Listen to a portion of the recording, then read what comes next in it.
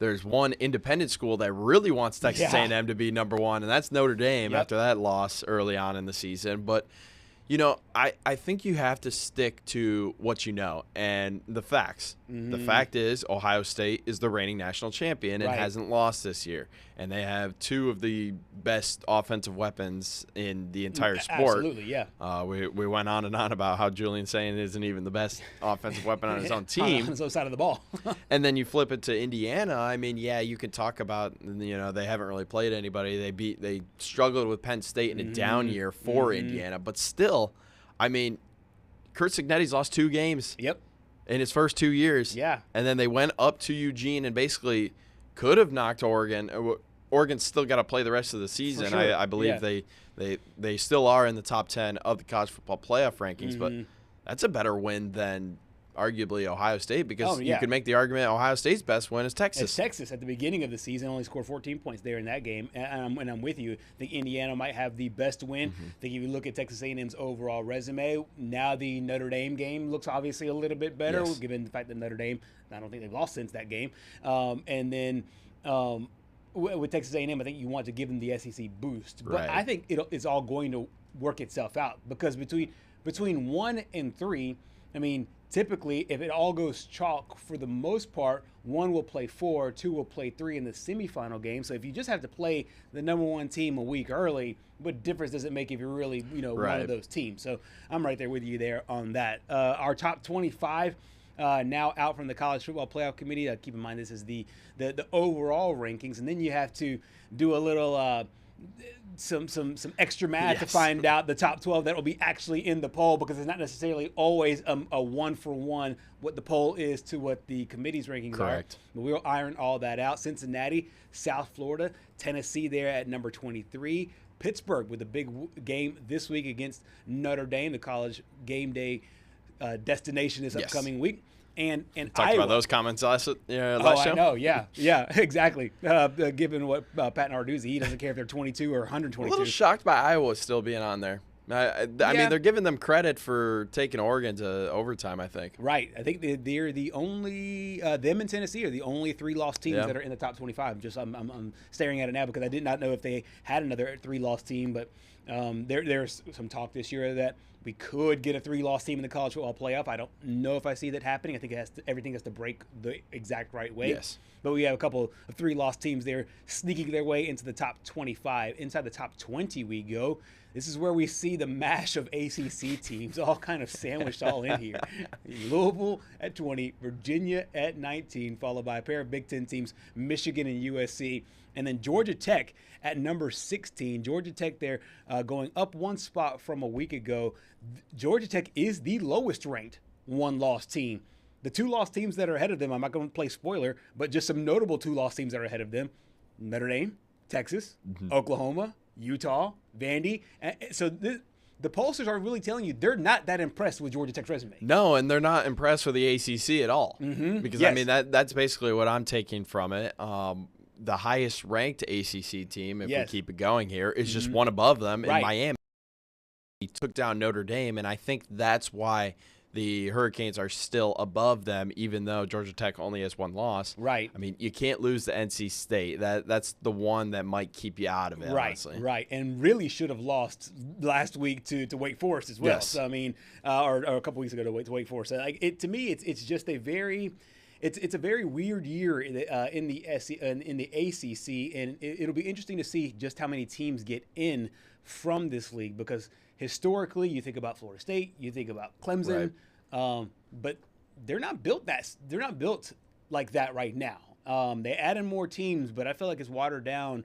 I think there's a lot more teams sandwiched in the middle, more so than there are really good or terrible. Yeah, I mean, we saw week 1, we thought Florida State was going to be back to the 2023 Florida State that became the only undefeated Power 4 team to not make the college football playoff.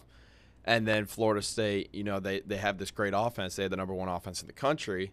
And then they get upset by Virginia, and it feels like they just haven't been able to recover from it. And I think they lost 5 in a row or something like that. Yeah, I think it is. They just lost by 14 to Clemson this past weekend. And then that's another one, Clemson. We all thought Clemson was going to come back. Right. They snuck their way into the college football playoff last year, and it's been a dud this year. And, I think Dabo's finally getting exposed. He was able to get away with not being able to use the transfer portal for long enough. Mm-hmm. I mean, it takes some serious skill in today's college football world to be able to make the college football playoff and barely use the transfer portal. So kudos to him, but I think his time has run up with that strategy, and he's just got to adapt to the times, or else Clemson's going to have to move on, just like Mike Gundy and Oklahoma State. That's exactly right. Adapt or die. That's kind of the philosophy of life, and especially right now in college football. Inside the top 10 we go now, or extension of the top 15 there. As you see, Vanderbilt, one of the SEC teams that are right there in the mix. We'll chew on that a little bit, as they're up now 2 spots there to number 14. Utah, BYU, Oklahoma, BYU falling 5 spots. So Vandy up to BYU down 5. Another one-loss team. They did not look good offensively, though, against Texas Tech. No, and I think, honestly, they needed a game like that, though, to reignite that fire in them. I still think that BYU could sneak into the college football playoff. Utah, maybe, but here's the thing. BYU is probably going to be playing in the Big 12 championship, and you cannot lose that. Right. Yes. At this point, you cannot lose the Big 12 championship. Right. And it's so crazy because some of the conference championship games will be games that teams can lose. For example, if Alabama runs the table and they lose in Atlanta, they're still in the college football playoffs. Yeah. Like the SEC championship game to them will just be basically a tune-up for the playoffs. It's going to be like the SMU-Clemson debate last year, where honestly I was shocked that some people thought, SMU got obliterated by Penn State, but they deserve to be in the college football playoff because I think that was their first loss of the season at that point.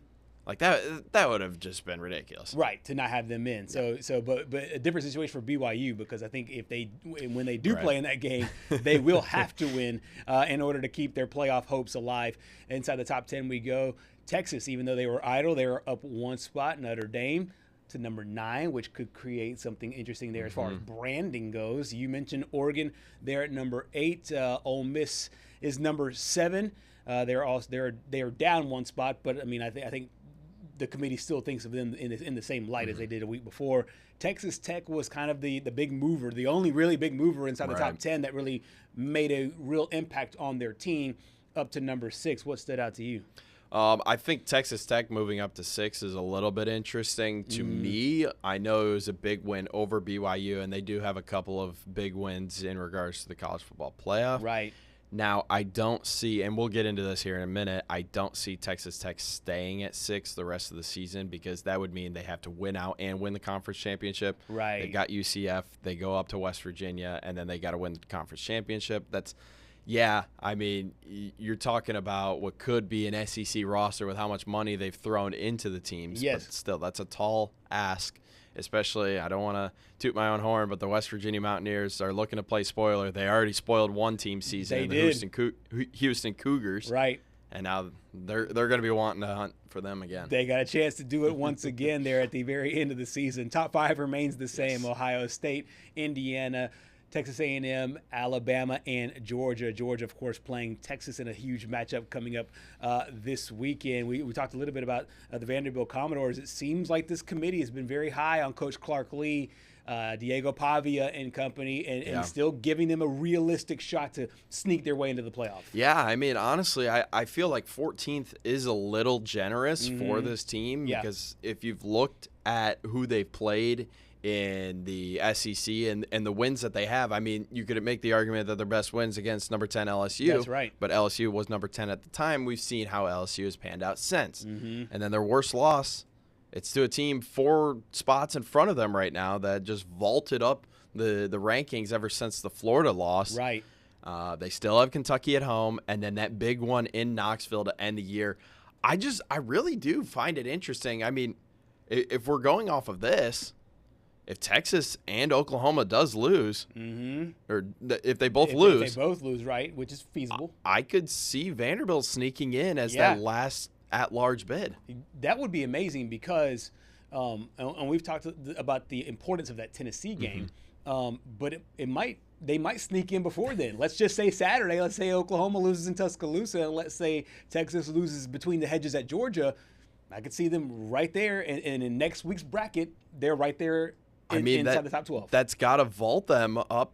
I mean, just looking in front of them, I mean, you could even see Utah maybe losing or BYU. Right. I think, honestly, they would just need Utah or BYU to lose one more game. Vanderbilt would have to win out. Right. And then Vanderbilt could be that 10 seed. Yep. And I'm peeping Utah's schedule just to make sure. Yeah, they go to Baylor against Kansas State and Kansas. So I mean, not necessarily you just can't pencil them all as wins. They are going to be favored, I would think, in all those games. But the one that intrigues me is that Baylor game because of Sawyer Robertson and what he's been able to do this year. Yeah, it's been a down year for Dave Aranda and the Bears, but man, he's been lighting it up. As we talked about at the beginning of the show, it's crunch time now for some of these teams, and it's where pure chaos could start to unfold. Exactly. Before we sign out for this segment, Texas Tech has been interesting because Texas Tech, as you mentioned, they have one heck of a roster. Yes. Poured a lot of money into it. One of the guys actually from this area, Lee Hunter, from the Gulf Coast area here in Mobile where we are. He decided to forego the NFL to come back and help Texas Tech win a national championship. They're right there at number 6. Central Florida and West Virginia left. Do you see this team staying right in there inside the top 6?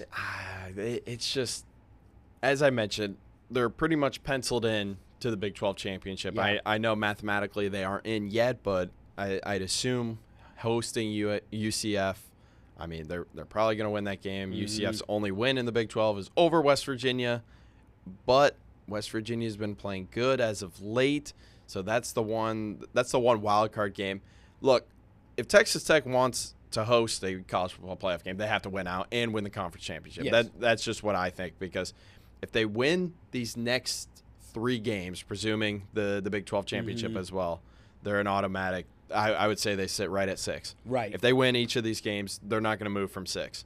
Okay, so they'll stay at 6 in your opinion. So they'll and of course you can't say they're better than Georgia, even if maybe if Georgia loses this week. That's the thing. If Georgia loses this week, then you can make the argument that one loss Texas they won't go better. further than 5. So their ceiling is 5. Ceiling is 5, and their floor is out basically. Yes. If their floor is out with one more loss, or do they need to lose 2? Do you think 2. they got to get that I think they need to win 2 or need to lose 2. 2, yeah. Because I put an asterisk against their worst, right next to their worst loss at Arizona State because Baron Morton didn't play. Right. And they only lost by 4 on the road. That's a good side note. And the committee thinks about that. Yes. The committee takes that into it when they factor things in. They will definitely factor in the fact that he did not play in their only loss there of the season. And obviously a really good situation setting up there for the Red Raiders. They are putting their money where their mouth is, so to speak. Hey, when it works, it works, and you look like a genius. But when it doesn't, then everyone just hates you. Exactly. That's exactly right. Coming up next here on Southeast Sports Plus, we will talk Kentucky. Really interesting game coming up this week. Talk about Kentucky football and Kentucky basketball coming up next.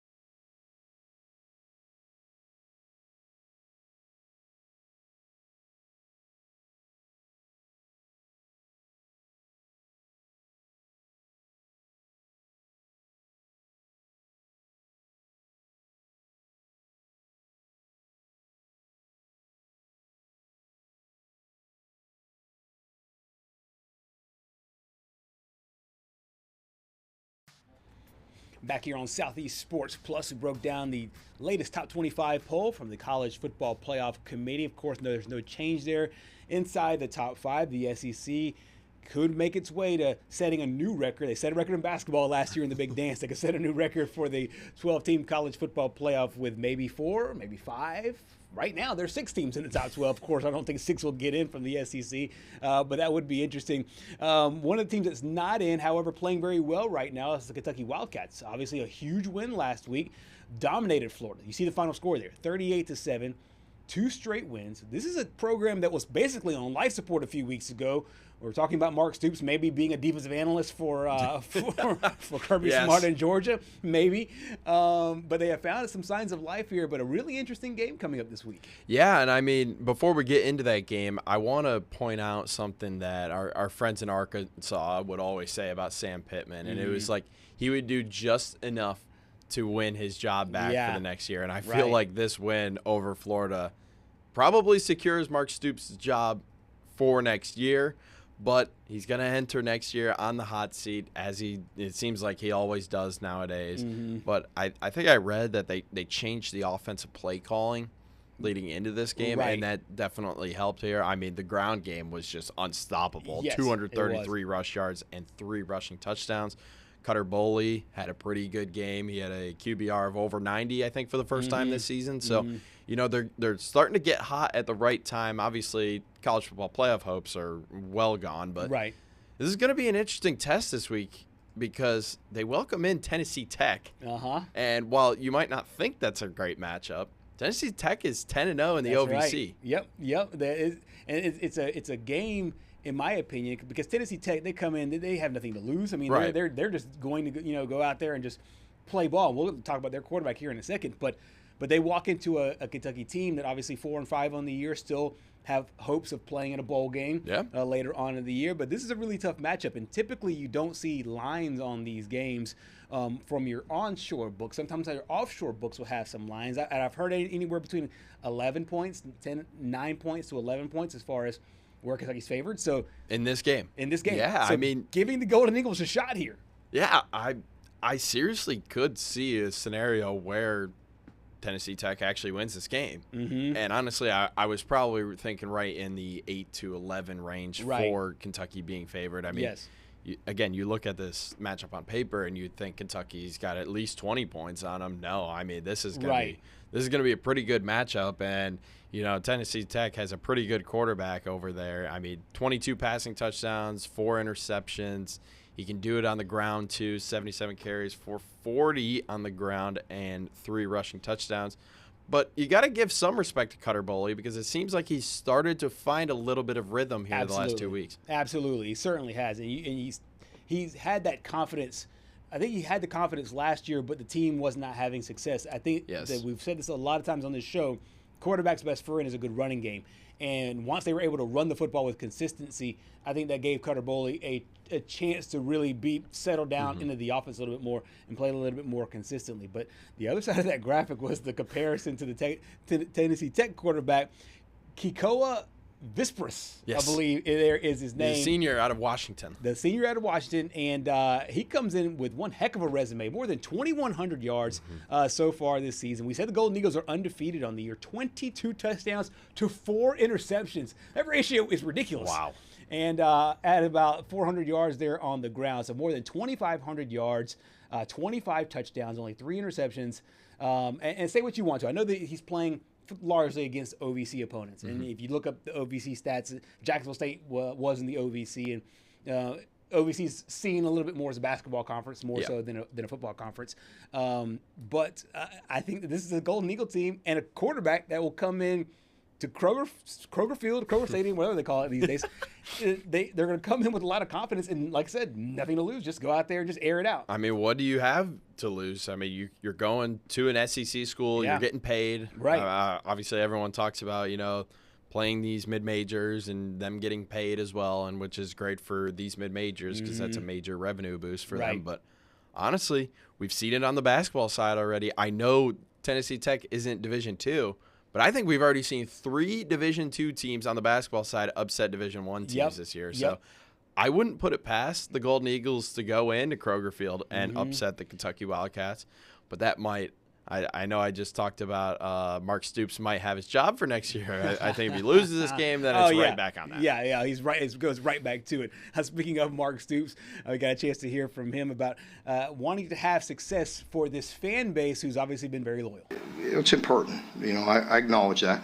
I understand. These folks sacrifice an awful lot, and they care. They continue to show up, and we're going to need them to continue to do that. And we always acknowledge it and appreciate them. And they, have to save money. They travel long distances. They, show up, week in and week out. And I've always acknowledged our responsibility to play well for them. And I promise you, we give it great effort. And, I like this team, and I think they do too, because they're very tough, and they care, and they're passionate for each other and to play well. And it was nice to get some rewards. We're close a lot, but that doesn't count, when you're a fan or media, so I understand that. It's always funny when it comes to fans, Patrick, because if you remember at the beginning of the season, and not a lot of people remember this because not a lot of people talk Kentucky football in the offseason, but there was a lot of talk about their recruiting and things like that, and he kept saying he was motivated, and they made it was an internet joke for the longest time about motivated Mark Stoops, and it was the same fan base that was frustrated with the results. But now, like he just said there, you kind of have to walk this fine line of appreciating their support, blocking out the noise at the beginning of the season, but appreciating their support at the end of the year. I think the fans are starting to turn their heads a little bit here after a second straight win. Obviously, you went into Jordan-Hare Stadium, took down Auburn, and now you just dominated Florida at home. But as you mentioned, before the season, losing your top recruiter to your in-state rival, Louisville, that doesn't really help. But, I mean, it basically exposes you as a head coach at this point, because it's like, all right, were you made because you're a recruiter, or are you actually a good coach? And now I think we're starting to see Kentucky maybe turn a corner here. Obviously, got Tennessee Tech this weekend, but I mean, if they can go off and rattle, I believe they have 2 weeks left in the regular season. I think they're off next week. Before they Louisville. If they can go into Louisville and beat Louisville, I mean, Mark Stoops, he's definitely off the hot seat at that point. No question. If you beat your arch rival, you knock off Auburn, you beat Florida. And the men's basketball team couldn't do it. I know. That's exactly right. I think a lot of people were joking that Big Blue that the Kentucky football fans have already turned to basketball so far this season. What was what did Baker Mayfield say to Kansas fans one time? Go cheer on basketball. Yeah, exactly. We'll see if Kentucky can get it done this weekend against Tennessee Tech. A perfect 10-0 going into that matchup. Coming up next here on Southeast Sports Plus, we check in with our good friend Sam Rothman, talking Tennessee Vols, football and basketball. Stay with us.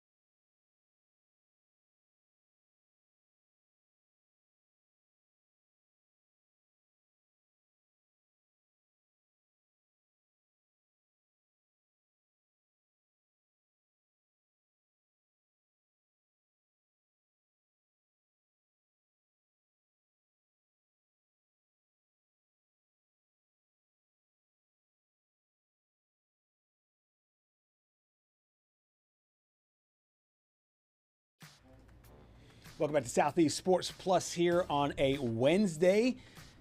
We are talking now with Sam Rossman from Tennessee, and you have a really interesting athletic program. It's been through an interesting, I would say, 6-7 weeks or so with a new baseball coach. Football's kind of been up and down. Basketball's now starting off to a really nice hot streak here. If you can put a ribbon on the last 2 months of work for you guys there in the office, how's it been? It's been busy. Yeah, that's how I would say. It's been really busy. We've just been doing, I think my day yesterday explains everything. So we started the day at football. Then I went over to a soccer press conference because soccer is also hosting regionals here this weekend. And then I went to basketball. And then, so I think that really kind of says it. It's been calm for baseball this week, which is nice. But other Sam went to the fall scrimmage on Sunday. So, it's just a hodgepodge of everything right now. I know. It's fun, but it's also very, very busy, I know. So we really appreciate your time. Let's talk football first. I know this weekend, obviously, not necessarily one that fans will get a lot hype for, obviously, with New Mexico State coming into town. But had a couple of weeks to chew on that game against Oklahoma. What's been the overall message that you've heard from this football team that had such high aspirations to get back to the college football playoff and seemingly, obviously, those dreams now dashed? Yeah, the message has been, that college football playoff or bust is not the mentality you should have. And, maybe that is the switch mentality because before, they were in the hunt. Now they're not in the hunt. But a lot of the players talked about how there's still a lot to play for, right? And that's because they still have 3 games left. And they do have a lot to play for, maybe not this weekend against New Mexico State, but maybe a good game to see the future of this Tennessee team and who are the young guys that you can trust on next year. But then you're trying to win in the swamp, which you haven't done in 2 decades, right? So not saying that would be, save the season, but that's still a big accomplishment that this team is trying to do, especially with the season that Florida has been having. It seems like it's the green light, right, for Tennessee to end that streak. They weren't able to end the Alabama streak. Well, they can end that Florida streak. And then Vanderbilt is still in the hunt, and it's switched from last year because Tennessee went to Vandy to try to, punch its ticket. All they had to do is win. It might be that situation in 2 weeks, and Tennessee can stop Vandy from punching its ticket. And I don't know. If Tennessee loses to Vandy, I don't know what's going to happen in this town. So let's just keep fingers crossed that Tennessee can get the job done. It'll be a long 4 months until baseball, let me tell you that. Yeah. When you were playing the video from just a moment ago and Patrick was playing it, it made me think of Alabama fans. And Alabama fans can be a little ridiculous, especially with what Coach wears. He wears these black hoodies, and they're like some incredible 13-2. When he wears anything else, they're like 1-4. Are those black jerseys going away? I love them. I think that they are awesome. But has there been any consternation with the fan base about what those black uniforms brought in their past game against Oklahoma? That's funny because Tennessee actually came into that game 4-1 in the black jerseys and had won 3 straight. Yeah. So they liked the black jerseys. Now, I don't know if that's going to change now because of that, what happened with Oklahoma. Right. But is that me? What's that? Do you guys hear that? Hear what? Okay, I'm so sorry. I think that was my Twitter that was just making it was like music. Sorry. I was getting very distracted. I totally lost focus. I'm so sorry. But something that's interesting with the black jerseys is Tennessee baseball 2 years ago, they won the national championship and they lost the game in the black jerseys. Now, I don't know what game it was. It must have been maybe like game 2 of Evansville in the region or in the super regional or something like that. Anyway, but we thought maybe the black jerseys are gone, right? And then they came out in the College World Series final wearing the black jerseys. It was 105 degrees out. So now the black jerseys are like idolized. So I don't know. Can you blame it on the jersey? I know, like you say, with what is it, Caleb DeBoer's black sweatshirt, right? The black hoodie. I don't know. The Tennessee did not play well on Saturday. That's the bottom line. That's why they lost the game, not because of the jersey. Everything surrounding the jersey, the environment, everything was awesome. It was just the play on the field. Absolutely. Sam, let's talk about Joey Aguilar here for a minute because coming into the season, everyone was super high on Aguilar being able to thrive under Josh Heupel.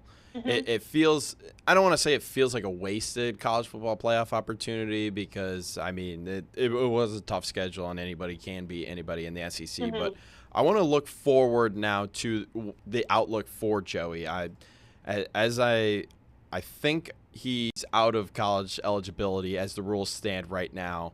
Could you see him playing? Unless Pavia decides to create a new law. I think he did say that he was going to try to fight it, even though he wasn't going to play in it. But let's just say he is out of eligibility after this year. Could you see him starting next year in the NFL? Starting, I don't know. I do think teams will give him a shot. I don't know if that will be a late draft pick or an undrafted free agent situation, but I think he has proved that he's been, we call him Accurate Aguilar. He's been really accurate. Yes, does he make some decisions throwing into double, triple coverage maybe that he would want to have back? For sure. But again, this is his first season in the SEC, and I don't think anyone thought that he would play this well going into the season, right? So I think he's really proven that he can play with the best of the best. You saw him going up against Gunnar Stockton when they were able to do that shootout against Georgia. He's had some really good games. Unfortunately, Oklahoma was one of his worst games, and that's when you needed a performance like that. But I do think that he's shown enough that he can, people are interested. Absolutely. We got a chance to hear from the head coach, who was a former quarterback himself, on Joey Aguilar. Here's Josh Heupel. I want to see growth. That's a lot of different things in a lot of different areas, but this is our next opportunity. Play hard, play smart for 60 minutes. What happens after, that's after. You can't control any of that. So same thing that we talk about, consistently in our program, all phases of the year, control and win right now. Sam, one of the big things I think with Josh Heupel that makes him so special is his development of quarterbacks. We saw it last year with Nico. We saw it this year with Joey. Joey had to win the job in fall camp. You did a great job articulating that as that quarterback battle went on. As they look forward to next season, let's just say Patrick is right. He's not back on Rocky Top and nothing breaks his way. Do you think that Coach Heupel will want to once again go back into the transfer portal? Yeah. Or maybe develop some of his own guys? What would you think the quarterback room looks like going into the spring and next year? It's really interesting because before Joey, I would have said he wouldn't have gone into the transfer portal because he usually develops his guys. But it's worked so well for him, even not just this year. But you think about the Hendon Hooker situation, taking an experienced guy and putting him into your system, and they've just flourished. Now, Tennessee is an interesting situation because right now the number 2 is Jake Merklinger. The number 3 is George McIntyre. I would be surprised if Jake is still here next year. You think he moves on. He hasn't gotten a shot. He's a talented kid, right? I think he can be a starter somewhere else. I think he sees the writing on the wall that maybe he's not going to earn that starting spot here. Now, next year, Faison Brandon comes in. Are you going to start a true freshman? Yes, he's a 5-star that everyone's excited about, but can you start a true freshman? Right. Who knows? Now, George McIntyre is also there, but if you look at George, he looks like this, so he needs to gain a little weight. I'm not saying that he won't be good down the line, but I do think that there is some development there, and I think that the coaching staff was really excited with him. That 3-way quarterback competition they had over the summer, he impressed. George was a guy that they talked about a lot. Now, is he ready to start in the SEC against those Alabamas, those Floridas? Probably not. Right. So I think if I'm Josh Heupel, which I definitely am not, I would go out into the transfer portal and get an experienced guy that has shown grit and that hardworking, a guy like Joey or a guy like Hendon that just loves the game and kind of was overlooked throughout his career and maybe always believed in himself but never had the opportunity to start in the SEC, because what he's done with Joey has been really impressive, right? Joey has like 4 months to get accustomed, and he has been the highlight of Tennessee's season this far. So I would not be surprised if he goes into the portal, but then you have a situation where, again, you're trying to keep these guys here. You're trying to keep these guys paid. You have George, who's a homegrown kid. You have Faison Brandon, who's coming in, who I'm sure they're paying a lot of money to come here, So it is an interesting situation, but I wouldn't be surprised if they went into the transfer portal and got an experienced guy for next year. Sam, let's step away from the field and let's step away from the court. You have some interesting news to share from this past weekend. The stage is yours. Oh, I do. Yes, I got engaged over the weekend. Nice. Yes. Thank you. I'm not wearing my ring because it's getting resized, which I guess leads into what happened yesterday with, the iconic, legendary Rick Barnes calling me out for not wearing my ring. But yes. Wait, give us that story. No, we have the sound. Should we play the sound? Oh, let's play the sound. Yeah, let's play the sound and let's talk about it right after. I asked, where's the ring? It's being resized right now. I promise. Is it being resized, or are you checking to make sure it's real? That too. Well, while it's Okay, there. well, be honest. Put it all out there. I love this. He's the best. He is the best. I love this for so many reasons. All right, so now the resizing. Did he get the wrong size? Too big? Too small? What was the issue?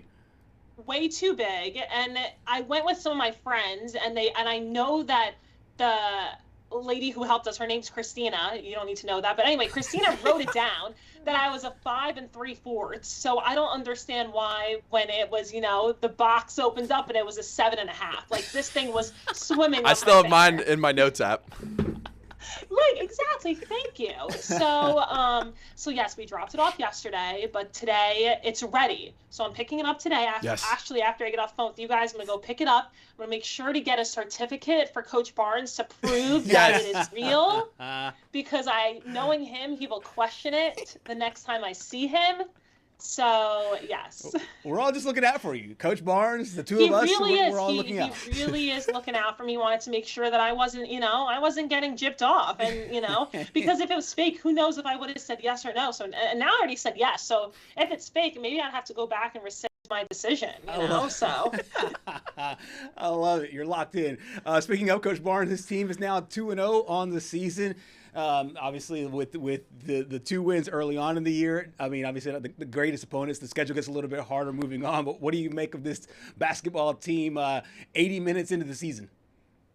Yeah, you make that it's a new team, right? There's a lot of new faces. Obviously, Zakai Ziegler's gone. Jemai Mayshak's gone. I mean, Chaz Lanier's gone. These big Chaz Lanier, I know, came in for just 1 year, but he was, the shooter on the team. Zakai and Jemai, you're not going to get another Zakai and Jemai. You're just not going to.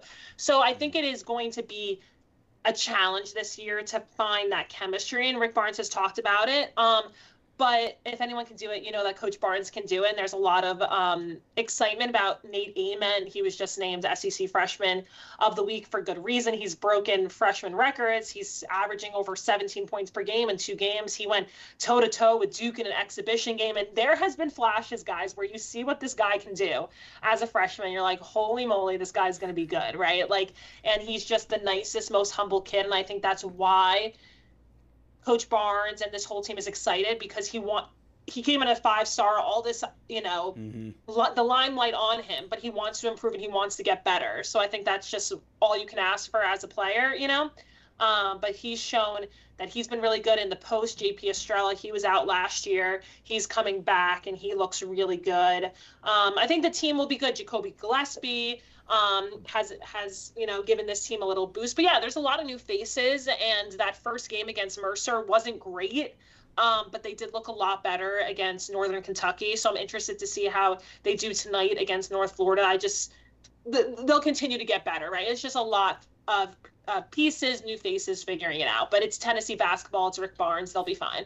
I feel like early on in the season, we always hear the coach speak with college basketball where they want to be able to test their teams and test them against other Power 4 opponents. Well, when I look at this Tennessee schedule, I mean, it is brutal. It's not quite as brutal as what Alabama's going through right now, playing, I believe, 4 top 15 teams in like 14 days. But this still is a pretty brutal stretch. Do you think Rick Barnes did this on purpose, and do you think Tennessee will come out on the better end after it? Yeah, I think knowing him, he wants to get that, challenges early, especially, a Duke exhibition game, right? It doesn't get any harder than that. But I appreciate you saying that, because there was a storyline on Twitter saying that Tennessee had one of the easiest non-conference schedules. And yeah, they played Mercer, North Kentucky, North Florida. But then it was like, scroll down, sir. Because then you scroll down to what you guys just showed. And you're taking on, I don't know, Houston. I don't know if they did anything important last year, and they're the number 1 team right now. And then a good Illinois team, and then a Louisville team that we just saw beat Kentucky last night. So yeah, this is not easy at all.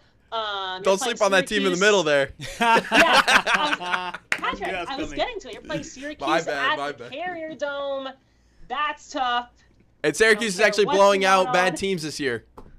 What'd you say? Syracuse is actually blowing out the teams that they should blow out this year. Oh, they are. See, I haven't been doing my due diligence, so I'll have to do my Syracuse scouting report before that game. But yeah, definitely a tough schedule, and one that I think is going to help them.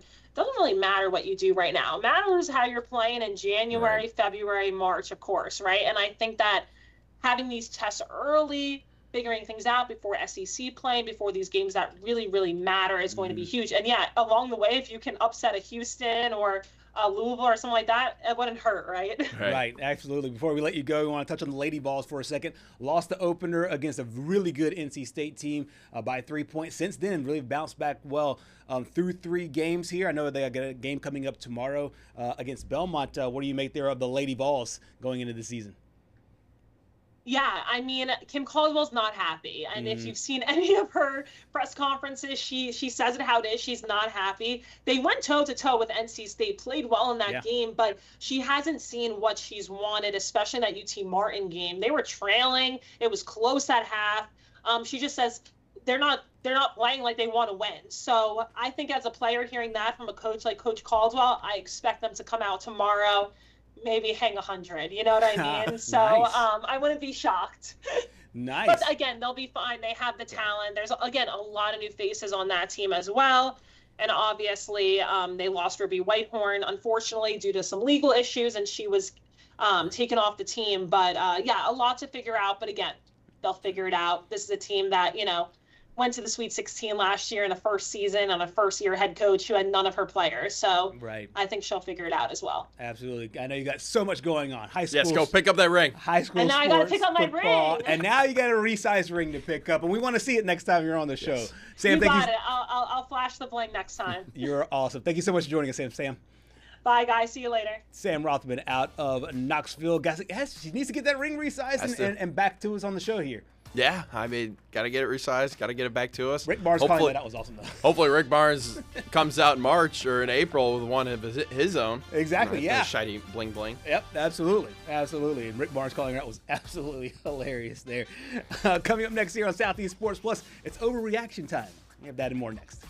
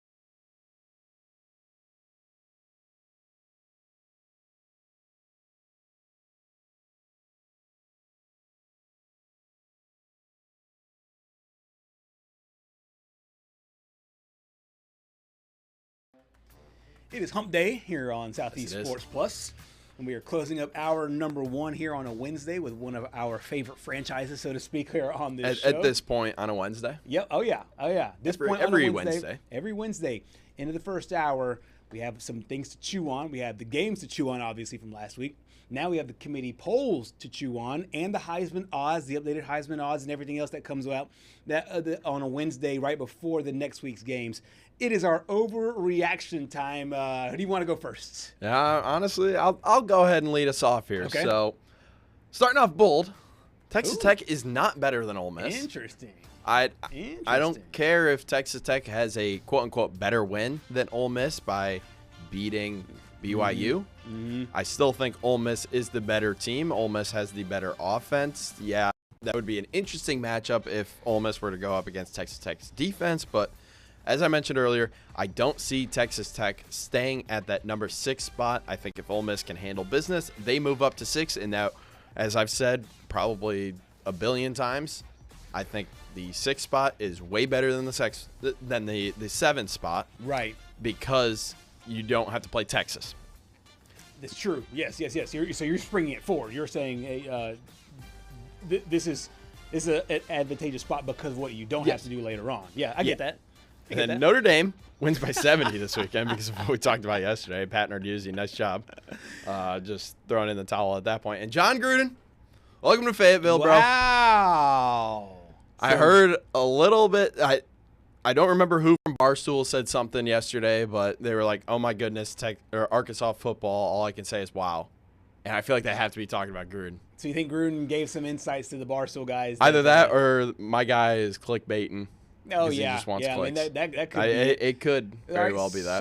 So let's just say both Arkansas and the New York Giants and the Tennessee Volunteers. Let's go Tennessee Titans, New York Giants, Arkansas, and let's just say Florida. Let's keep it realistic. I don't think LSU goes for it, an NFL coach. Of those 4 jobs, 2 in college, 2 in the pros, you still see him at Fayetteville? Yeah. Okay. I honestly see him in college more than I do in college the pros. in general, yeah. Yeah. So almost any of the marquee college jobs over the 2 – I mean, there's 2 jobs right now, but there will be more at the end of the season that are available. I get that. Yeah. I get that. It's interesting.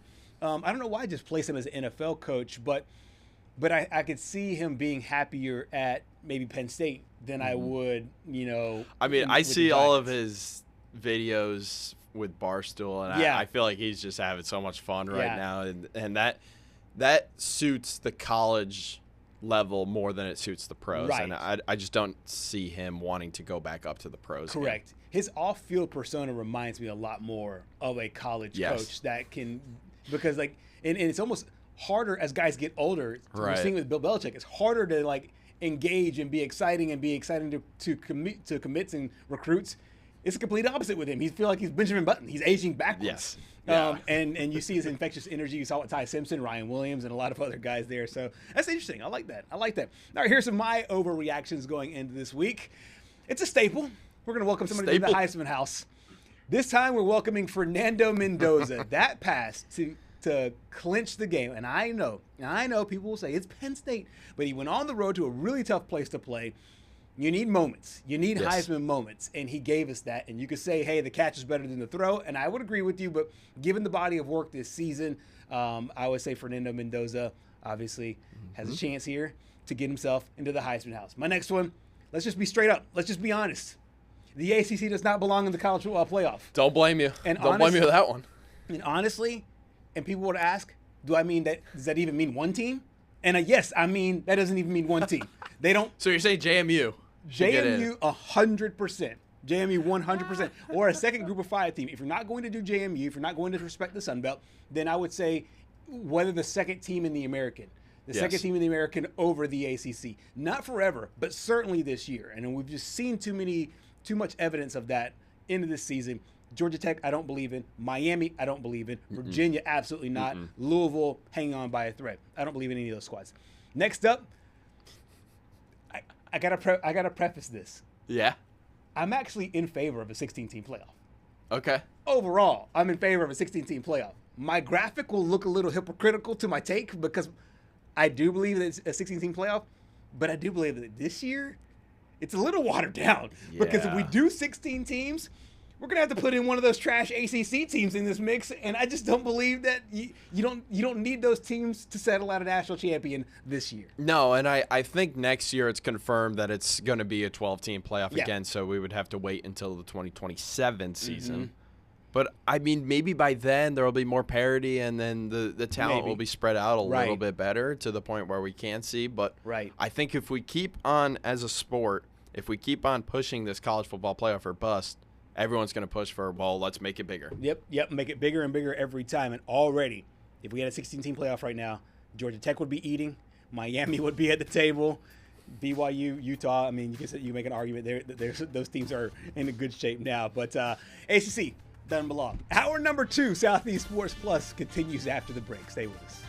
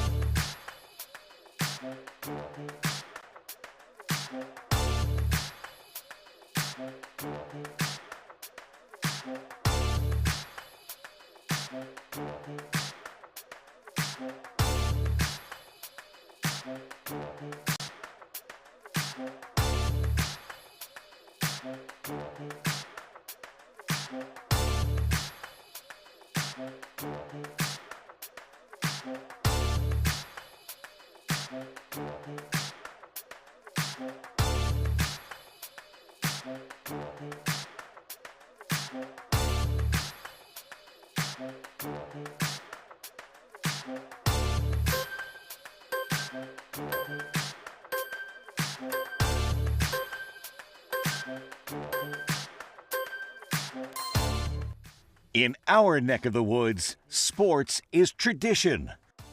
Sports is passion. Sports is family.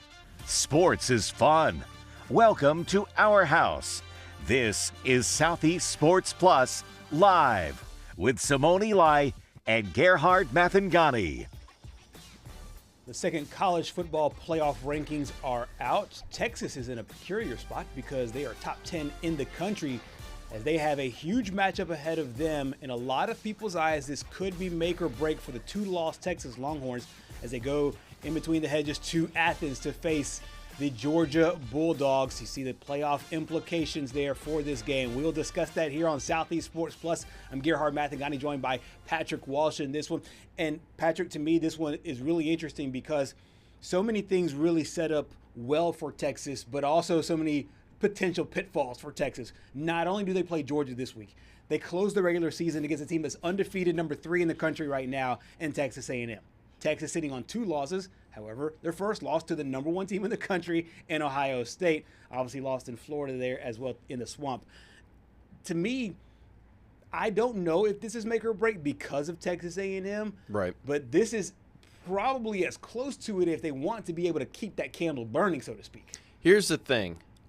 I think, well, first of all, I can see Texas winning this game because their backs are up against the wall. Me too. And I feel like Steve Sarkisian coach teams when their backs are against the wall. They come out and they have a chip on their shoulder and they come out and play, and they play hard. Yeah, it wasn't a great game a few weeks ago against Mississippi State. Right. Found a way in the fourth quarter to come back and win. Dominated Vanderbilt to start the game, almost let it slip away with it there in the fourth quarter. Right. Found a way to win. I feel like it's just another message of find a way this week between the hedges.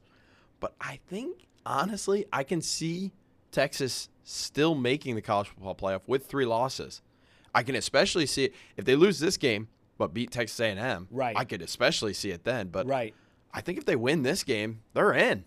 So I'm right there with you. I think Texas with 3 losses can get in. One of the things I do think, though, is I think it matters which game you win, because there's something in my head that's telling me that if Texas A&M remains undefeated till that final week of the season, and the last game the committee sees is Texas beating Texas A&M, I think that works well in Texas's favor, more so than beating Georgia and then 14 days later, essentially 14 days later, knocking off Texas A&M. I know it sounds kind of weird because it's like you're still ending the season with 1 win, 1 loss against 2 top 5 teams. But in my opinion, I think that if they end the season off on a good note, they end the season off with a win over Texas A&M, to me that bodes well for them, unless they keep it close against Georgia, bodes well for them in the committee's eyes. And obviously, like it's kind of the old school way of thinking, like, hey, you want to lose your games early, don't lose them late, because losses late are hurt more. That's more of a BCS mentality, more of the old school 4-team college football playoff mentality, more so than it is now. But to me, there is something to, if they were to give Texas A&M their only loss of the season, it would give them a bump that I don't think the Georgia game will. Let's just say it as it is. I mean, obviously, Texas loses both of those games, they're out. Oh, for 100%. Sure. Yeah. I still could see it's still a top 5 game this weekend. It's still a road game this weekend. That's true. Yeah. And I mean, you got to give them, if they keep the A&M game close. Yeah. I would argue beating Georgia and losing by 1 possession to A&M is better than losing to Georgia by 1 possession but beating A&M. But beating A&M there at the end. And I agree as far as on paper, because I think that the committee respects Georgia, respects the resume, obviously Texas A&M too, because they're undefeated. But it will be interesting because those matchups to me are key, because this year's Georgia team, just breaking down the game for a little bit, this year's Georgia team is really not built like a lot of the old Kirby Smart teams. This year's Georgia team is one of the worst as it relates to getting to the quarterback and getting to the passer. I think this could be a game where Arch eats, because Georgia, unlike previous years, they used to just keep a defense. They're all now with the Philadelphia Eagles. But, I mean, like, they used to be able to sack the quarterback, pressure the quarterback in a way they're not doing so this year. I can see a scenario where Arch, who's been playing well over the last couple of games, continues to do so. And we talked about this with Roger Wallace on Monday. You almost wonder, we saw after – Arch, before the first open week of the season, he started to find a little bit of something, a little bit of a groove. Right. Came back after the open week, reverted back to the old Arch. Now, this open week, he came in off a game where he was coming off a concussion.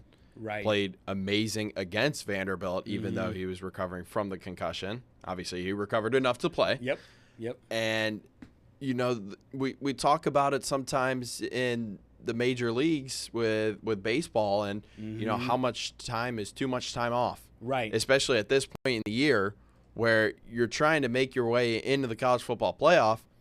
You're on a win streak right now after losing in the Swamp. The wins haven't been pretty, but a W is much better than an L. And now you have to come in to a game against Georgia, who is also feeling pretty good after They definitely answered some questions last weekend after the Florida game. Right. We all had questions about it. We were like, what's going on here with Georgia? They can't handle Florida. Right. And we just saw how Kentucky handled Florida. Yeah. Nope. I mean, I had them on upset watch in Starkville. They came out, handled business, went back home like it was nothing. Yep. This Texas team, we've talked with Roger about this, and we've talked with Noah Gross about this. They've kind of solidified themselves as a good road team. Now, I know this season they lost in the Swamp, and they lost at the beginning of the season in the Shoe. But in 2023, I had to pull this up just to make sure because I thought they went undefeated, and they did. They went undefeated on the road. The only loss was to Oklahoma. Of course, it's a neutral site game there. But they went to Tuscaloosa and got a win by 10. They went to Baylor and got a win. This is, of course, when they were still in the Big 10, in the Big 12. Right. They got a win at Houston. They got a win at TCU. They got a win at Iowa State. Last year, they were a good road team as well. Do you think, in this year, ever since losing in the Swamp, their games on the road so far this year, they've won. Do you think they can carry that magic again on the road this year in a place where Alabama won? Alabama won in Athens last year. Snapped the longest home winning streak. That's exactly right. So what do you make of Texas just going on the road here in this matchup, and this matchup being a game that's in Athens? There's two things that I want to point out that are interesting to me about this matchup. It's one, we just talked about it.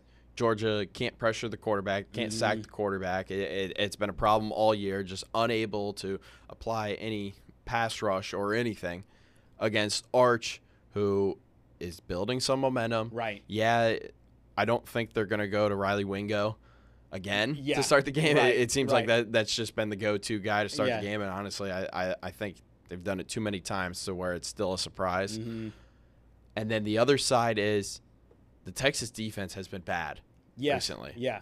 And they started off bad against Mississippi State, turned it up in the end. Started off great against Vanderbilt, almost failed at the end. Right. The fact that they're getting Michael Taft back and a couple other healthy players on the defense, I think that's going to bode well for them.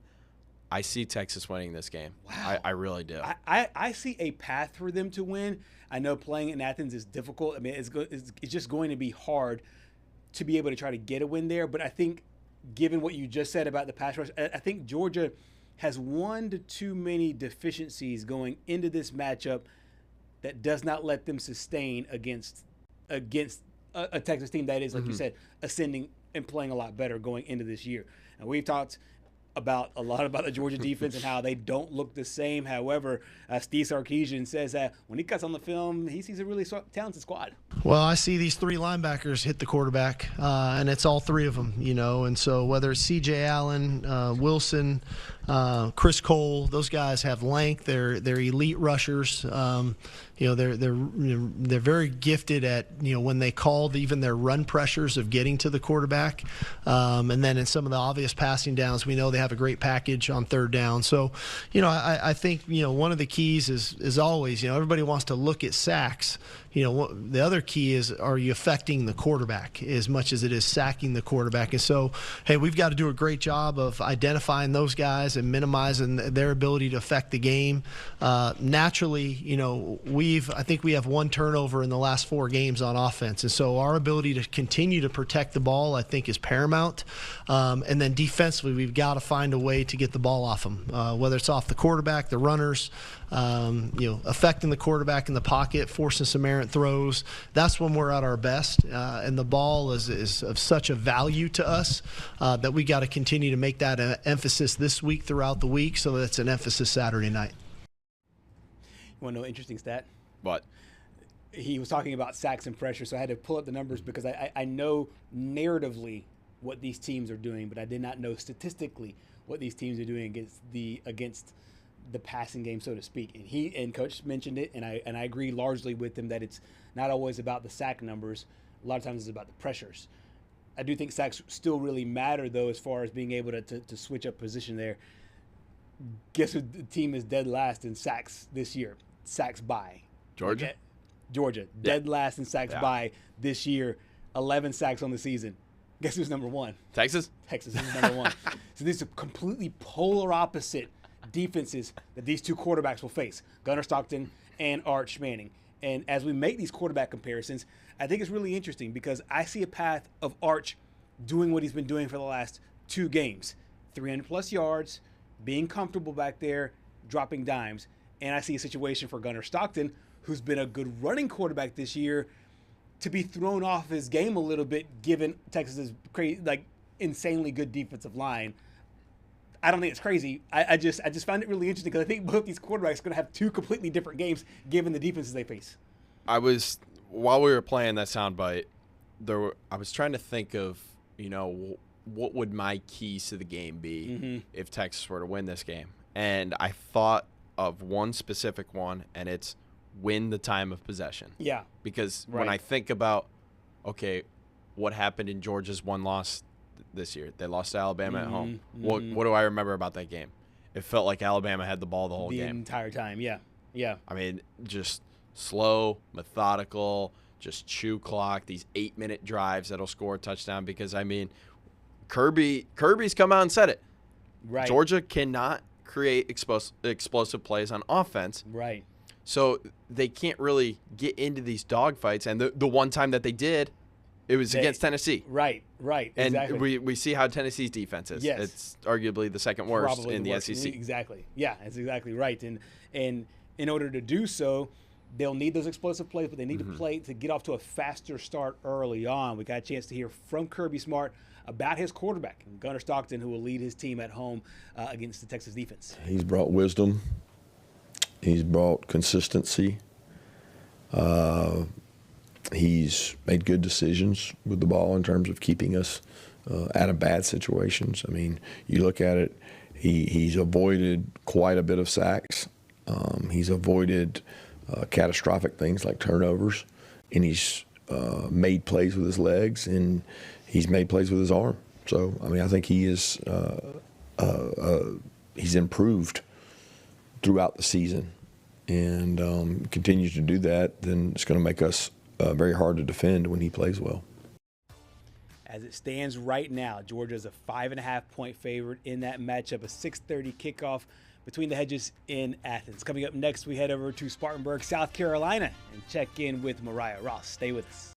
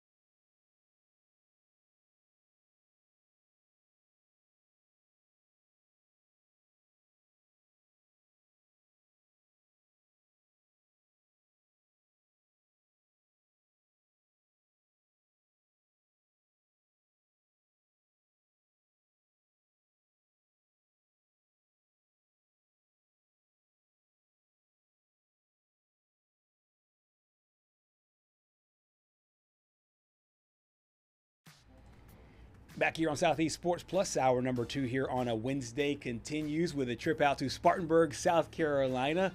Mariah Ross joining us now. Mariah, I know it's a really crazy busy time, and this time of year is always really interesting because you obviously have the high school football end of the regular season / the playoffs, and you're still keeping up with your college teams. Then you have the mix of the two with signing day. Of course, National Signing Day open today for sports outside of football. How's the overall week and day been like for you and everybody else there at the office? Yes, it's definitely been a busy one. Like you said, we always have to stay on top of our college teams. And with high school playoffs, I will be busy tomorrow getting ready for all of that and, interviewing coaches and players and doing previews for Friday night.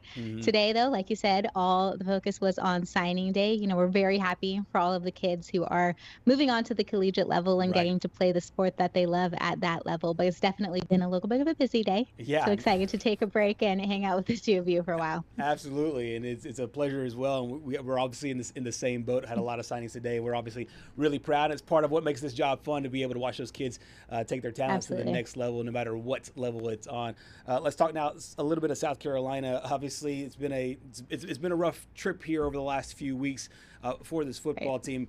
But coming into this week, it's a chance to kind of play spoiler for a few teams late in the year. We have seen the South Carolina team be very dangerous. We saw them, nearly upset Alabama early on in the year. Now they make the trip out to Texas A&M coming up this weekend. What are the overall thoughts and feelings for this football team now that the playoff aspirations, of course, now in the rearview mirror, but they have a nice chance to end up the season on a strong note? Yeah, it would be ending on a strong note. If they can pick up the last 3 wins, then obviously they would be bowl eligible, and that would be fantastic and something that they're looking forward to and hoping to do. They've, like you said, been on upset alert, are trying to pull the upset for multiple teams and have gotten really, really close. So if they could close out this game on top, that would be a huge success for them. Of course, losing their offensive coordinator, losing their offensive line coach, it's been a really up and down and rocky season for them. So if they could pull out this win, it would mean everything to this program. But obviously, it's going to be a huge test with the undefeated A&M team. Mariah, when I look at the quarterback battle going on this weekend, something just sticks out to me, and I'm gonna make a comparison here. I look at Marcel Reed and what he's done for Texas A&M this year. Would it be a fair assessment that what Marcel Reed is doing this year is what South Carolina fans thought Lenora Sellers would be doing this year? I thought we would be going there in this one. Actually, watching SportsCenter this morning, I saw that he's the number 4 Heisman odds right now, Marcel Reed is. And obviously coming into the season, Lenora Sellers was somebody who had Heisman hopes and had that Heisman potential. So I do think that's a very fair assessment for various reasons. It hasn't worked out for Lenora Sellers this year. Of course, he could be playing better, but we talk about the offensive line constantly when it comes to South Carolina, and they could be playing better for him and just giving him the opportunities to make those big plays. But like I said, if he could pull out the win in this one, that would be huge for them. Maybe not on the Heisman or in the Heisman conversation anymore, but just a boost of confidence heading into these final games. For sure. We saw this with the Auburn Tigers. Fired Hugh Freeze, who was the main play caller. Then they went to Derek Nix, and Derek Nix, obviously the communication seemed, even if you're just a casual observer, it seemed to be completely different. And Auburn did not win the game, but they scored 38 points there in that matchup. For South Carolina, you mentioned it on the front end about changing Shane Beamer getting rid of the offensive coordinator and Mike Shula. What do you make of what the South Carolina offense will look like over these next few weeks post Mike Shula? Well, with Mike Furry coming in and fulfilling the role as play caller, they've said there's been a certain swag that he brings to the offense, a certain confidence. And Beamer was actually talking about it in his press conference yesterday, that they were in practice and they called a 3rd down.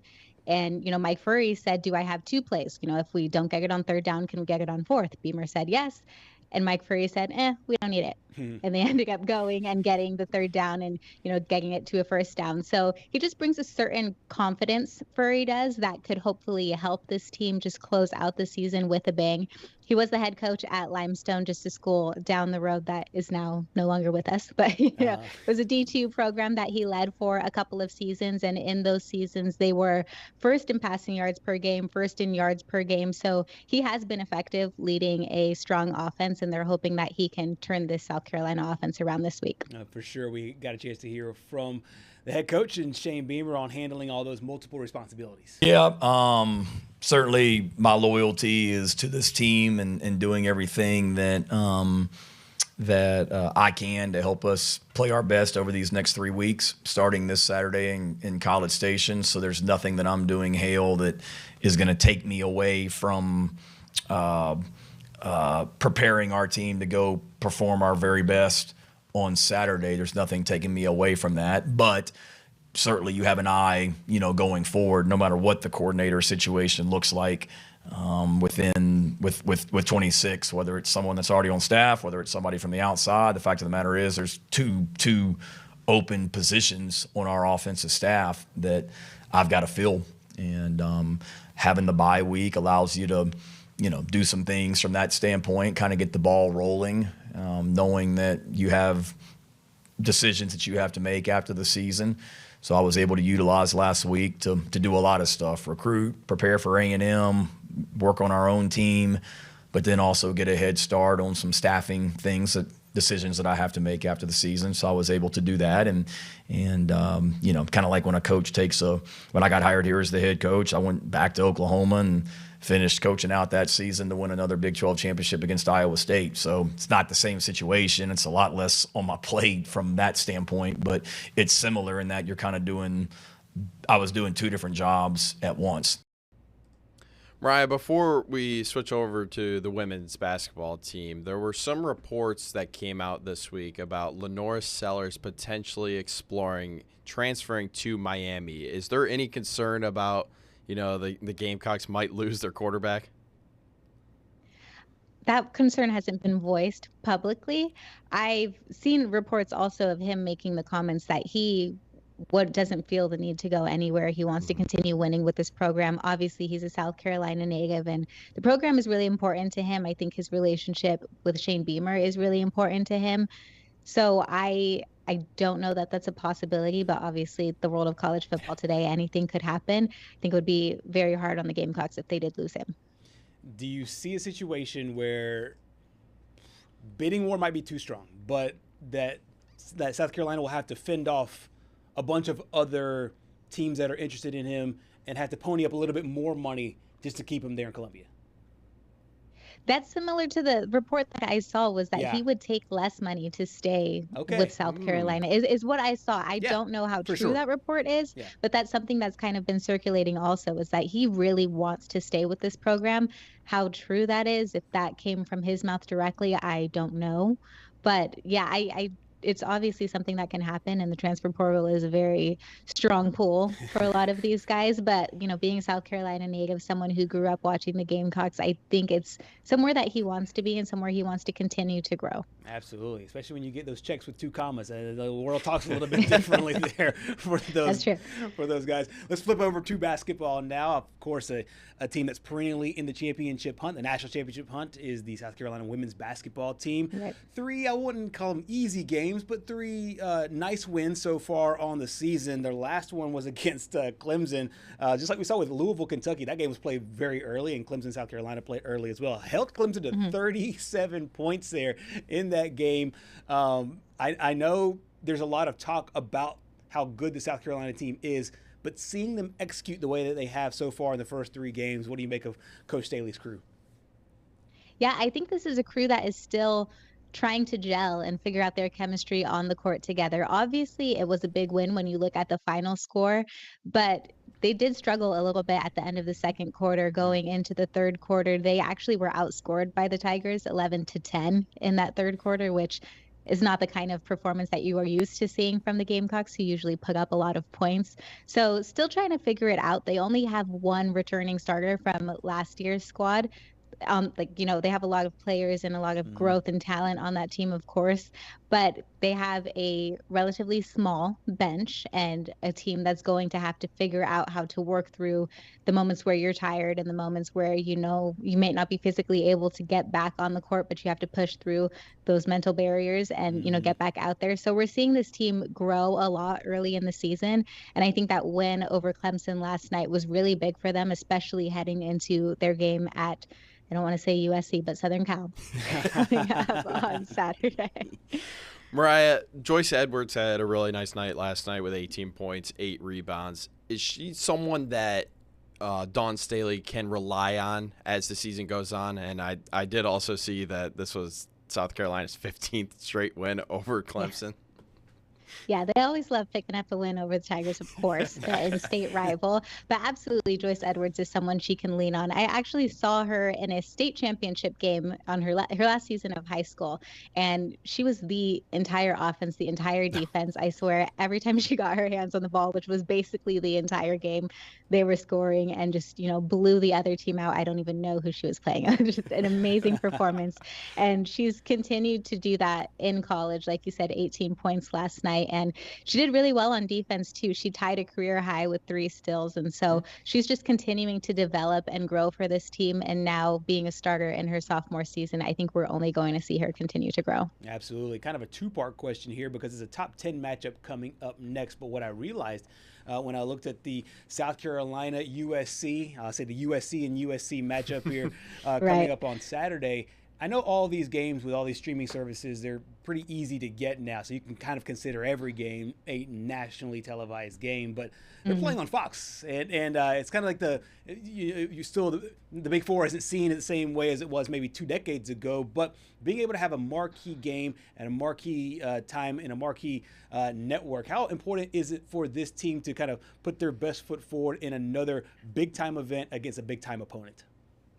I think it's going to be huge for them, especially the players on the team who haven't gotten that experience. Obviously, the Gamecocks have had a big run and had a lot of success the last couple of seasons. But for those who weren't on those teams for the national championships, it'll be good for them to get their foot in the door and really experience what it is to play Gamecock basketball. And I think it's going to be very exciting. It's going to be a big one. And if they could pull out the win here, which I think they have a lot of opportunities and a lot of chances to, it'll just set the pace for the season that they're hoping to have. As they look forward to the SEC, and as you see this team, kind of matriculate through the non-conference part of the schedule, is it more important for Coach Staley? I've seen coaches have 2 different approaches to this. Some kind of don't care about the non-conference. They hit hey, this is just a tune-up to what we will go through in the regular season. Or does she have aspirations to run the table in the non-conference and go in strong there in the SEC? How do you think she views these non-conference games, USC and the other matchups? I think Coach Staley thinks every win is the most important win. Every game that you play is the most important game that you're playing. The next game up kind of mentality. She does not have a loser mentality. She's as competitive as her team. And I think picking up non-conference wins, especially competitive non-conference wins, like it's likely to be against Southern Cal. I was going to say South Cal. I think that will be, very important for her. And, you can't really count out the other conferences. Obviously, the SEC is one of the tougher ones, but picking up non-conference wins, especially the competitive ones, are going to be very important for her and her team. She does not like to lose. Final thing before I let you go, did you have a favorite college team growing up in California? Was it USC, UCLA, Stanford, Cal? Who did you root for before you got to the South? Well, we talked about it last week, the week before. I think about me, Reggie Bush. Obviously, oh, that's right. Yeah. So there's that. But, but no, I didn't have any real allegiance to any of the college teams out there. It's a little bit different than it is out here, especially being from Northern California. Stanford and Cal just weren't really a huge part of the conversation. They still at aren't. The time of time being. Exactly. So yeah, no, I didn't really have any true allegiance to any of the California teams other than Reggie Bush when he was a Trojan, other than number 5 for the USC Trojans. So maybe kind of like a halfway point for the Trojans there. Right. Mariah, thank you so much for all your time and your insight here on this on the football program and the basketball program. Thank you for your time today. Thank you. See you guys soon. Absolutely. Mariah Ross joining us from Spartanburg, South Carolina. I know football really didn't go as planned this year, but this is a really good women's basketball team, and you mentioned it there with some of their stars. And Coach Staley just seems to reload every year. Yeah, I mean, we talked about it last week leading up to the Duke-Texas men's basketball matchup, and it just feels like Duke is just able to reload year after year. There's just no drop-off, and I feel like that's the same way with Dawn Staley and the South Carolina women's basketball team. Exactly. Every year. Yep. Just find a way to reload, use the portal, bring in new recruits. I mean, it's a well-oiled machine. That's exactly right. the USC versus USC matchup this week. I think we should do what we did with Death Valley at the beginning of the year. Like the winner of the basketball, the winner of the women's basketball game should determine who gets the real USC name, just like we did with Death Valley. Yes. With Book it. I love it. I love it. We'll find that one out. That is 8 o'clock on Saturday night. Stay with us here on Southeast Sports Plus. Hour number 2 on a Wednesday continues.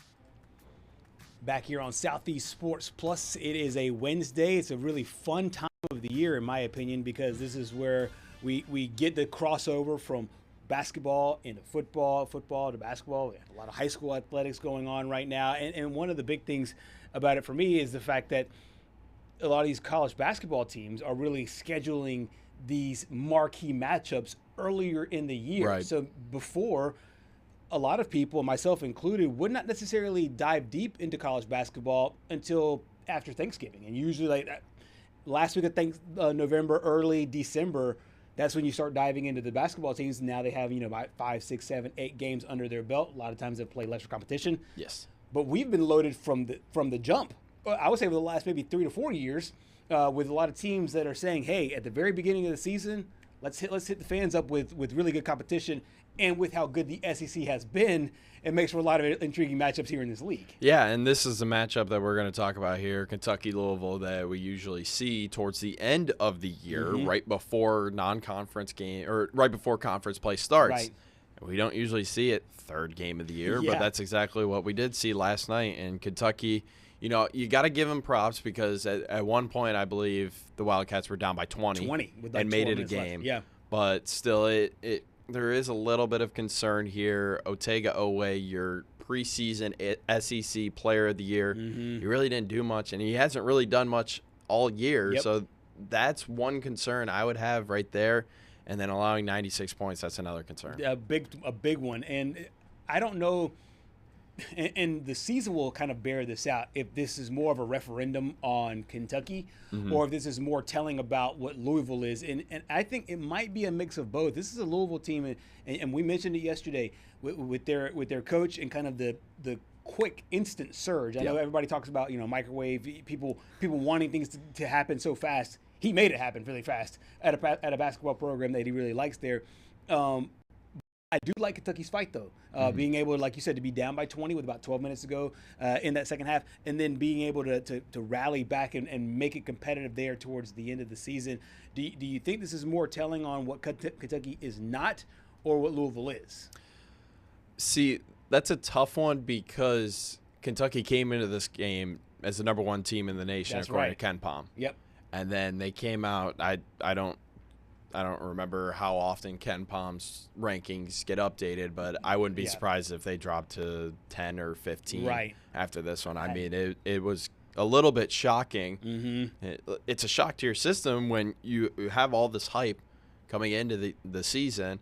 You've got Otega Oweh, your preseason player of the year. Right. You're expected to win the SEC, and then you just go down by so much. It really is a shock to the system, but if there was one guy that did play well last night, it was that Florida transfer, Denzel Aberdeen. That's exactly right. 26 points, 4 of 10 from beyond the arc, 10 of 20 from the field, only 1 foul, but 7 rebounds as well. That was a big thing that we've been talking about with SEC teams so far to start the year, rebounding being a little bit of an issue, but you just can't.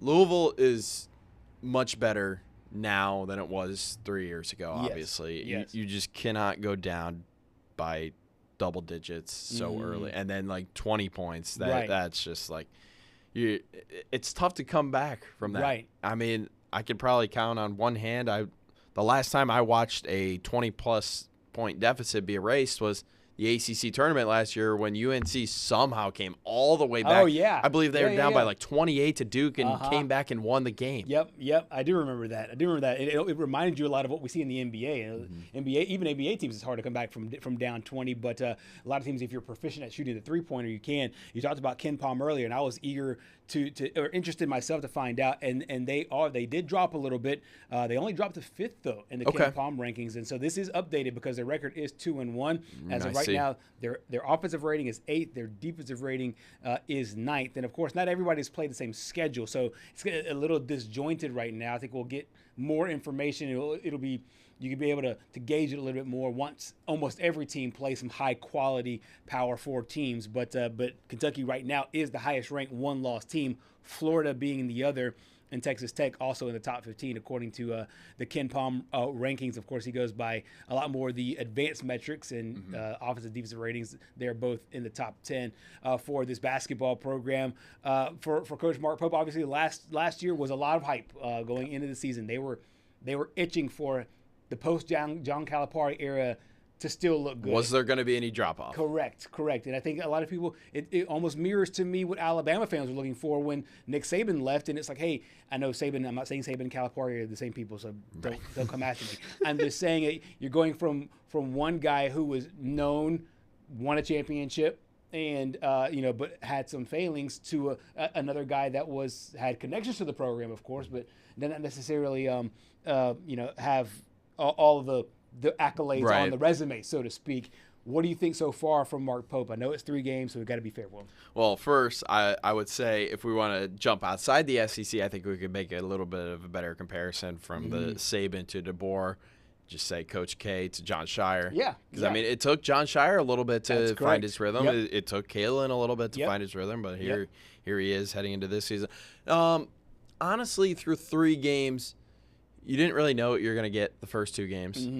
And then this was the one where it's like, okay, what team do I have this year? Right. And I think it became apparent pretty early on that, hey, need to play defense and honestly just better shot selection. Yes. That was the main thing that I saw specifically from Oweh.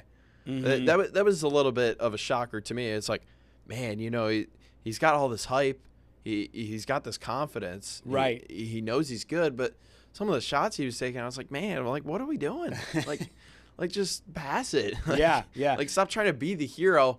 And I think Mark Pope said it great. They didn't play well at all. No, they didn't. I mean, he was going to be very blunt with everybody. I'm sure he was very blunt with the team as well. Like, hey, We did not play great. I would not want to be in that locker room last night. Exactly. And you made the Shire comparison, and I think it's a great one because they both had connections to their programs before they became the head coach. And also, just like Shire was very honest with his star player in the first game of the season, saying, hey, you're playing soft, and Cam Boozer answered the call. So maybe that same tactic will work with Mark Pope as he tries to get his guys going, especially the SEC preseason player of the year and Ortega. So we'll find out there. But we got a chance to hear from Coach Mark Pope after the loss there at the Yum Center.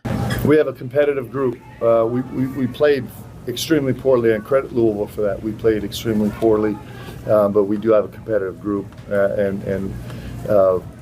had some interesting new vibe lineups for us in the second half, trying to respond to some things. And I thought I was proud of the guys for competing, but that's not the standard we have at Kentucky. Moving to the Louisville side, and we talked about this a lot yesterday with Pat Kelsey, this is a program that just continues to look very, very, very impressive. And once again, they now have kind of that signature win over their rivals. And not only do they have bragging rights for the next year, but also they snap that losing streak to Kentucky. It's a marquee win. And Coach Kelsey just continues to make this team and this program look very impressive. We talked yesterday about the Duke Army game being more than just basketball. And I feel like for the city of Louisville, this is more than just basketball. And especially after, that city was ravished by what happened a few weeks ago. And it felt like sports are meant to bring everyone together. And I felt like the city really rallied around the basketball program because, that is Louisville. Like the Louisville Cardinals are what makes Louisville Louisville. Right. And I think this was a huge win for the city. It was a huge win for Pat Kelsey because there was some questions. He brought in all these players last year. Yeah. And how are you going to repeat it this year? Right. You don't have Chucky Hepburn anymore, but he just comes back out, drops 96 on arguably the best team in the country. Yep. And according to Ken Palm, because I think he said it yesterday, he doesn't really care about the AP rankings. Oh, yeah. Like, no, coaches don't really care about that. No. They care about the advanced metrics and the Ken Palm. Right. Kentucky was number one, and they just dropped them down. Yep, exactly. And handed Kentucky their first loss of the season. We got a chance to hear from Coach Kelsey about what this win, this game, and especially now being a signature win for this basketball program meant to the city of Louisville. I'm an all-in guy. Like the places that I've been, Rock Hill, South Carolina, I went all in. I was a true Rock Hillian. When I went to Charleston, I was all in. It was our city, and that was home, and that's where I was raising my kids. And the Lord blessed me with the opportunity to come be the head coach at the University of Louisville, one of the most storied programs ever, and to live in this town, and I'm all in. I love this place. It's special. It's a special community. It's family. It's blue collar. It's tough. It's where it's like where I was raised. And when tragedies happen, when bad things happen, and that's as bad as it gets. It was one of the worst things that's ever happened to this city. And you see how people come together. It galvanizes the city. You feel the love. You feel the support. And we rally. We rally behind those people that have suffered so much loss. And then you beat Kentucky, they really like that too around here. I've been here for a year and a half. Everywhere I go, hey, Coach Kelsey, hey, good luck this year. Beat Kentucky. Everybody. So it's awesome to see the Yum Center that way, to feel the emotion in the building, and then just to know that after a really tough couple weeks, this puts a smile on the faces of people in this city, and it's a lot of feel-good. So just the next step in the momentum of what we're trying to build here, but we're proud and fortunate to get the win tonight. Of course, the tragedy was the UPS plane. Unfortunately, 14 people were killed there, like I said, a couple of weeks ago. And from what I just read from the coroner, they've identified all 14 people now. And so we've seen in sports where these moments can rally a city, rally a team, rally a program. We saw tornadoes in Alabama. We saw some tornadoes, I think, in Joplin, Missouri. Joplin, yeah. And you just see it's a knock-on effect of the team not only playing, the individuals on the team playing for the team, which that's the baseline of sports. Right. But now you have the team in and of itself and the program in and of itself playing for the city. And I think that adds just an extra bit of something special for this team as they move forward. Yeah, and I mean, honestly, as well, the fact that it was against a rival, I mean, everyone in Louisville loves when the Cardinals beat the Wildcats. No, absolutely. So it probably felt even better, but I mean, there are some times where it is bigger than sport and it's bigger than rivalries. I'm sure I didn't get to watch the beginning of the game last night, so I don't know if they had like a ceremony or anything before the game or a moment of silence, but I mean, I feel like at that point everyone was just unified as one. But absolutely huge win for Pat Kelsey over a very good Kentucky team, which I think Kentucky's going to rebound. I say rebound. That could be one of the the question marks moving forward. No pun intended. I think they're going to bounce back. That's a little bit better. Yeah. And I still think that they're going to be a force to be reckoned with in the SEC, but it is good to get these early losses out of the way, even though it's against your rival. Right, and Louisville will have the bragging rights from this program as they move forward. But one quick thing about Louisville, once again, before we go, is the fact that they are kind of a two-headed monster. They are in this matchup, and if people don't know going into the season, they will quickly know about both Ryan Conwell and Michael Brown Jr. As you see their numbers here, 53 points combined. I mean, wow. Yeah, that is unbelievable for these two, and this is kind of a core that you can rely on moving forward for a team like this, saying, "Hey, look, we can put it in the hands of any one of these guys." And they can go out and get it done. I know it's early in the season, but if you're Coach Kelsey, you have to be thinking, hey, you know what? We got a core right here that can be the best of anybody. Oh, yeah. I mean, 29 points, 3 threes, 4 threes from Conwell. I mean, here's the thing. Louisville's going to shoot the 3 ball. Oh, yeah. I think they shot it 40 times. 40. They shot 40 of them yesterday. Yeah, 13 to 40. I mean, they're not scared to shoot. It's just they're gonna live or die by the 3 ball, honestly, and I feel like you could make the same statement about a lot of teams. And it's just today's world of college basketball. You're not gonna win with just having great interior game. You've got to hit the threes. And what shows up in March?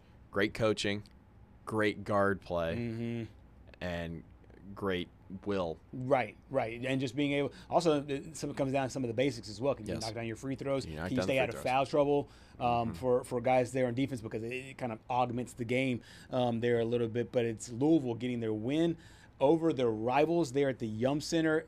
I'm still not used to Kentucky Louisville playing basketball before the football game, but I think we'll have to get used to it. Obviously, when you and I talked about this off the air, the reason why the game was slid from its normal spot in late December is to not get overshadowed by the college football playoff, which those games are going on, which I do understand. It's kind of a catch-22. I get it, but I do want it later in the year. And there's an outside chance that Louisville could be playing in the college football playoff at that point. Right. They need some things to fall their way. I think Miami to lose another game, which could happen. Yeah, could. They can't lose Clemson this week, though. They can't lose Clemson on Friday. No, that is a big one there for them, as the Louisville football program tries to get themselves inside the Final 12. But the basketball program got a big win over the Kentucky Wildcats. Coming up next here on Southeast Sports Plus, we will close up shop here on a Wednesday.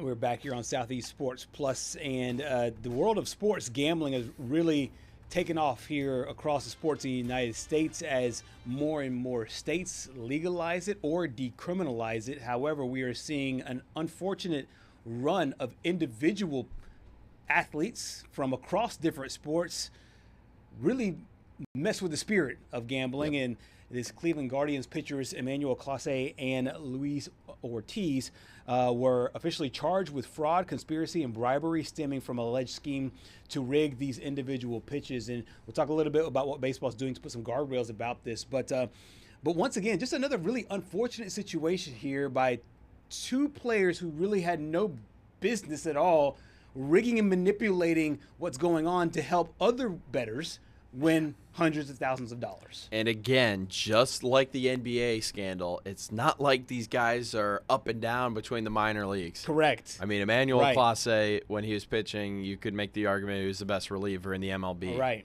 I mean, he was set to make a lot of money. Mm-hmm. And then Luis Ortiz, he was a pretty good, I would say he's probably a 2 or a 3 starter. He's still making money. And we can't show the pitches on our show, but if you're interested, just go and look them up on Twitter, because some of the pitches that are in question, I mean, it's like innocent until proven guilty. Right. But some of these are shocking. I mean, we're talking like spiked 40 feet, like 20 feet in front of home plate spiked. Wow. No, see, I haven't seen the individual pitches. So describe to me what you saw in it. If you are a casual fan watching, are you doing it with your eyebrows raised like this? Yes. Seems like something. Honestly, they were so blatant. I mean, literally, we're talking fastballs being spiked before the dirt. Wow. In front of home plate. And then Clase is known for his cutter. I mean, he almost hits a few of these guys. It's not like bordering on the edge. It's okay. I'm purposely going to miss the zone, and I'm going to miss it by a lot, so that way, even if I do get lucky and it breaks a certain way and it just does catch a piece, or if I get a bad call, no, I'm not. I'm taking the umpire out of it. And there was one point where Anthony Volpe actually messed up, or no, I think it was actually Anthony Volpe that messed up one of the bets because he swung at it. Yeah, right. So I mean, so basically, like for those that aren't super inside the depths of gambling, or if you just know it from a topical standpoint, there are wagers out there you could put for individual pitches. Yes, you can bet on individual pitches being balls or strikes. That's how crazy betting has become. But the MLB, and in partnership with 23 sports books, place a $200 limit on pitch betting. So you can only place up to $200 now on whether a pitch is going to be a ball or a strike. 23 books did join the league. That includes Fanatics, FanDuel, DraftKings, Caesars, BetMGM, all the major books. But because during the alleged scheme, these bettors won $450,000 on pitches. Wow. That number is way worse than what we heard in the NBA. Yes, 100%. Way worse than the college scheme that we talked about a month ago. That's right, yeah. I mean, that number is shocking. Yes. Yeah, 100% it is. And on top of that, also they're limiting the fact that you could put it in parlays and parlay those pitches there as well. Do you see? I know we're talking baseball here, and these guardrails that are being put in for the bettors to not being able to rig this thing. Do you see something similar happening in whether it's basketball or whatever with these prop bets? And are we going to see a refinement in the prop betting market, in your opinion, in multiple sports because of this? I think they're going to give it a little bit of time because as of right now, the committee that's in charge of finding out who's doing this and what's going on is doing a great job. Yes. Because we've seen it in the NBA scandal. We saw it right here. Right. We saw it with the NCAA scandal, and then we saw it with Jonte Porter. Yeah. Now, if for some reason that's not good enough, if people still are like, nah, I'm going to try my luck, I'm going to try to beat the system, which never works. Yep, never. Don't ever try. Never. Then we could see a rescinding of prop bets and be like, hey, you're just going to have to bet money lines now. Yep. Yeah, I can see that. I can see whether it's money lines or straight up the spread in and of itself. You and I have talked off the air about one of the things I would like to see is only over bets. In basketball in particular, where it's harder to manipulate unless you just, say your number's 12 and you're just, trying to go off there. I was thinking about this the other day. The downside to that is, well, someone could just be a ball hog. That's right. And then just jack up a ton of shots just to try to hit the over, Right. and then that just ruins team morale that way. So, Right, right. That's like the one negative I would see on that. Yes. I mean, obviously, it's horrible if you just bet your under, because then you could just sit in a corner and just do cardio. Oh, right. Put up Tony Right. Snell's stat line. Exactly. I've always thought about that, too, when it comes to, like, anything that you can manipulate with time or with gameplay. I know this is out of the realm and nobody's thinking that singers are going to do this, but like the national anthem at the Super Bowl, the under 2 minutes or over 2 minutes, and that is completely in the hands of the singer. They can literally just drag that thing out or go as fast as possible. I mean, the Gatorade's in the hands of the athletes. The players, right? Right now, you think they take the lid off and are like, yeah, which one is this? No, I got $100,000 on blue. Yeah, whatever. Now that's another thing that could be rigged. Right? Yes. Yeah. They're gonna purposely. Yo, my man. We're playing in the Super Bowl. I know we're gonna win. Yeah. Bet on it being purple, because I'm going to mix up a purple one right before we go, and we're going to pour it on Andy Reid. You said the words earlier, slippery slope, and it can be. But the one good thing I will say about all this is because, and you mentioned it, because of the regulations, we are now seeing this a lot more. Yes. And they're getting caught more. And hopefully the sheer embarrassment is the part that sets everybody away from doing this. This is embarrassing. Yeah. Like, it's embarrassing, and it's real life, because these guys are facing up to 80 years in jail. Federal prison. Prison. This is like this isn't a joke that you're just getting more money. No, you're going to jail. Yeah, and I do like the fact that they're going with some of the highest punishments that you can go with when it comes to this, and hopefully it acts like a deterrent. It's got to end for everybody else, because I'm right there with you. It does have to end. Speaking of ending, it's the ending of our show here today. Southeast Sports Plus. We are back with you tomorrow, 2 to 4. We'll see you then.